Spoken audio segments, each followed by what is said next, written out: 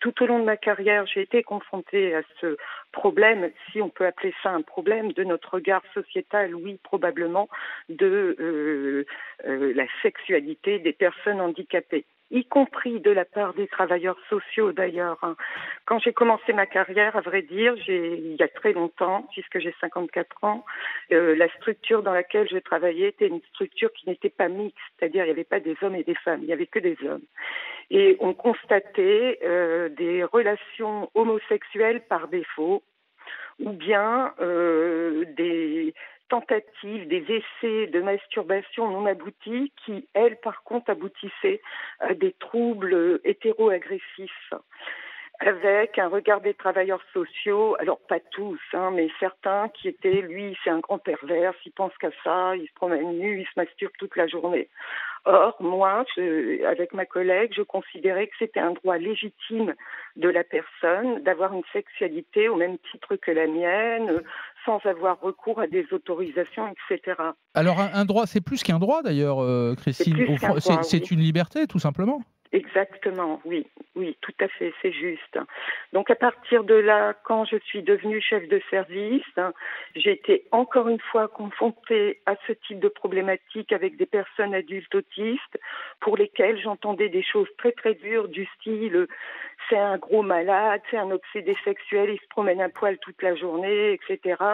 Et à partir de là, moi, j'avais mis dans le cadre de l'institution en place une formation d'un centre de formation en Suisse de guidants sexuels, d'aidants sexuels, dans la structure pour sensibiliser par rapport à la sexualité des personnes porteuses de handicap. Attends, Christine, j'ai pas compris. C'est toi qui as suivi une formation en Suisse?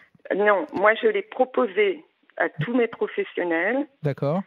pour changer leur regard sur la sexualité, justement. Sauf que, tu m'arrêtes si je me trompe, ce genre de guide sexuel ou d'assistance sexuelle existe dans certains pays d'Europe, dont Oui, la Suisse. Ça oui, existe, je crois, en Allemagne, aux Pays-Bas, en Belgique, exactement. mais c'est Mhm. illégal en France. Exactement, exactement. Donc, Donc, ceux qui sont allés se former peuvent quand même exercer en France ou non, pas?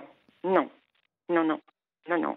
C'est encore quelque chose de très compliqué. Comme j'expliquais à Thomas, moi-même, suite à ça, je me suis inscrite.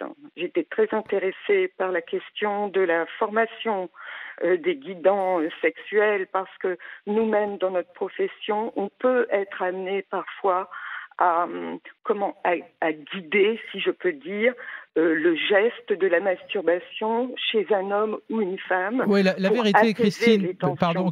pardon, Christine, la vérité, c'est que c'est illégal, c'est interdit, mais que ça Oui, existe, ça se pratique, sauf que ça se pratique dans la clandestinité, c'est caché, oui, mais ça oui, oui, existe. tout à fait, exactement. Donc Mais, le moment, mais toi, tu penses comme moi que le moment est peut-être venu de créer un cadre légal pour que ça puisse se faire au su de tout le monde, que personne n'ait honte. oui, tout à fait. Alors après, en France, c'est un petit peu comme la légalisation du cannabis. On en parle depuis toujours, depuis toujours, depuis toujours. Sauf que je trouve que c'est un débat très politicien. Mais Pourquoi? que dans les faits, dans les réalités, c'est un changement global de la société. Ça questionne tout simplement la place de la personne porteuse d'un handicap, sa liberté, ses droits dans notre société.